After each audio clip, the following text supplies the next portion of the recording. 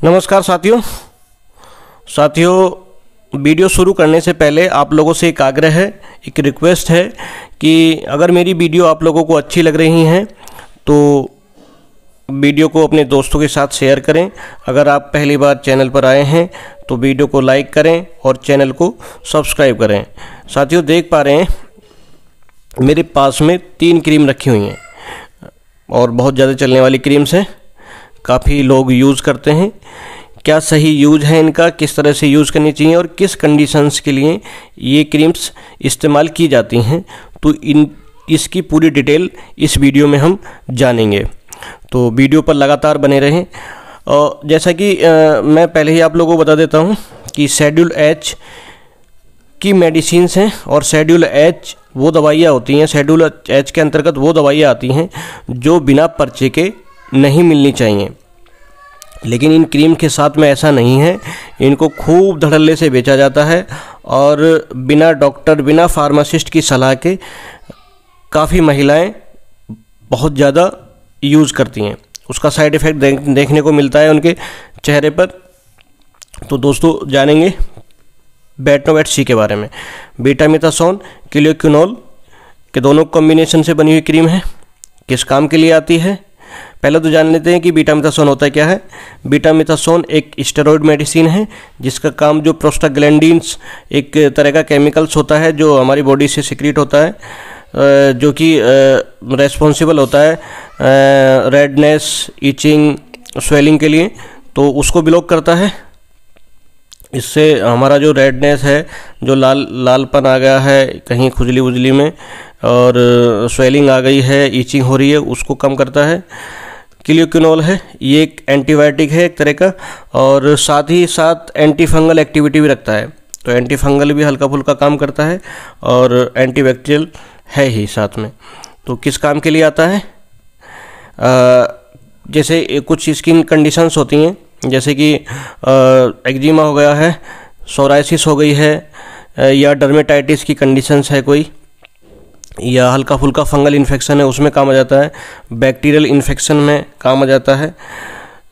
ये इसका यूज है। लेकिन इसका जो गलत यूज है, वो गलत यूज ये है कि इसको बहुत ज़्यादा महिलाएं, मतलब एक भेड़ चाल है उन लोगों में कि किसी से पूछ लिया मैं बेटनोवेट सी चेहरे पर इस्तेमाल करती हूँ, मेरा चेहरा अच्छा हो जाता है। तो चेहरे पर बहुत लंबे समय तक यूज़ करते हैं और उसका परिणाम हमें देखने को मिलता है। ये स्किन लाल हो जाती है, कमज़ोर पड़ जाती है स्किन। तो चेहरे पर इस्तेमाल नहीं करने चाहिए जब तक आपका डॉक्टर आपको नहीं बोले कि चेहरे पर इस्तेमाल करनी है। तो क्या करता है चेहरे के लिए, चेहरे की जो स्किन को वो पतला कर देता है और कमज़ोर कर देता है। तो चेहरे के लिए नहीं बनी होती है फर्स्टली। हाँ, कुछ कंडीशंस अगर ऐसी है कि चेहरे पे इस्तेमाल करनी है तो आपको डॉक्टर बोलेगा कि इतने समय तक ये क्रीम आपको यूज़ करनी है। दूसरा आता है हमारा बेटनोवेट एन। तो ये वही है, सेम फार्मूला है, लेकिन नियोमाइसिन है। नियोमाइसिन एक एंटीबायोटिक है, लगभग सेम काम करता है। इसको बहुत ज़्यादा यूज़ करती हैं महिलाएं, लड़कियां चेहरे पर बहुत ज़्यादा इस्तेमाल करती हैं और लगातार कई महीने तक लगातार करती रहती हैं चेहरे पर। भाई उसका खामियाजा भी उन्हें भुगतना पड़ता है। चेहरा लाल पड़ जाता है, स्किन बहुत ज़्यादा कमज़ोर पड़ जाती है और चेहरे पर जलन सी होने लगती है जैसे ही धूप में आते हैं, या रैशेस दाने से पड़ जाते हैं। तो किस काम के लिए आती है, ये भी सेम, जैसे इंसेक्ट बाइट हो गया है, किसी कीड़े ने काट लिया है, रैशेस दाने से आ गए हैं कहीं, या एक्जिमा है, या घमौरियों के लिए भी यूज़ होती है। और सेम लगभग सेम काम है इसके भी। लेकिन ये दोनों क्रीम ना तो मुहासों के लिए यूज़ होती हैं और ना ही डार्क स्पॉट के लिए यूज़ होती हैं। तो गलत तरीके से इस्तेमाल करती हैं लड़कियां कि भाई पिंपल्स हैं, मुहासे हो गए हैं, उनके लिए इस्तेमाल करने लगते हैं, या चेहरे पर ग्लो लाने के लिए और सुंदर बनाने के लिए यूज़ करती हैं। नहीं करना चाहिए, नुकसान होता है, ये काफ़ी तगड़ा साइड इफ़ेक्ट होता है। बाकी स्टेरॉइड तो हमें इस्तेमाल करना ही नहीं चाहिए चेहरे पर ज़्यादा लंबे समय तक, जब तक कि आपका डॉक्टर आपको ना बोले। और तीसरा है हमारा बेटनोवेट GM। इसके ये 3 मेडिसिन के कॉम्बिनेशन से बना हुआ है। तो क्या है, जेंटामाइसिन है, मिकोनाजोल है। बता दिया था मैंने कि बीटामिथासोन स्टेरॉइड मेडिसिन है, जेंटामाइसिन एंटीबायोटिक हुआ, मिकोनाजोल एंटीफंगल है। तो इसके काफ़ी यूज़ हैं, जैसे कि डर्मेटाइटिस हुआ, एक्जिमा हो गया, या फिर सोराइसिस हुआ, सिबोरिक डर्मेटाइटिस हो गया, बैक्टीरियल इन्फेक्शन हो गया, फोड़े फुंसी में भी इस्तेमाल कर सकते हैं इसको, पिंपल्स के लिए इस्तेमाल कर सकते हैं, डार्क स्पॉट हो गया है चेहरे पर या कहीं भी, वहाँ इस्तेमाल कर सकते हैं इसको। तो इसके काफ़ी यूज़ हैं, लेकिन लॉन्ग टाइम तक यूज़ नहीं करनी चाहिए हमें किसी भी तरह क्रीम को, इनको बहुत लंबे समय तक, जब तक कि आपका डॉक्टर ना बोले आपको, और बिना ही डॉक्टर के या फार्मासिस्ट की सलाह के ये यूज़ भी नहीं करनी चाहिए।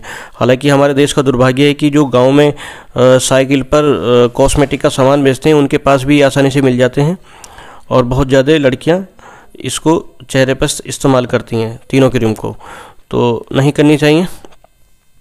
शेड्यूल एज का रेड उसमें बना हुआ है, तो शेड्यूल एज प्रेस्क्रिप्शन ड्रग्स होती हैं, कॉशन लिखा हुआ है, not to be sold by retail without prescription of a registered medical practitioner, मतलब कि बिना पर्चे के नहीं देनी चाहिए, बेचनी चाहिए। तीनों क्रीम्स स्टेरॉइड के कॉम्बिनेशन से बनी हुई हैं, तो साइड इफ़ेक्ट भी हैं इनके काफ़ी।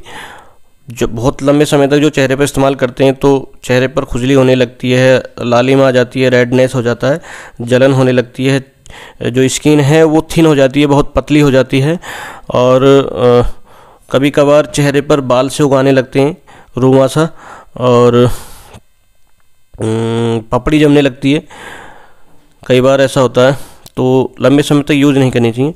अगर वीडियो अच्छी लगी हो तो आप लोग दोस्तों के साथ शेयर करें और चैनल को सब्सक्राइब करना ना भूलें। धन्यवाद।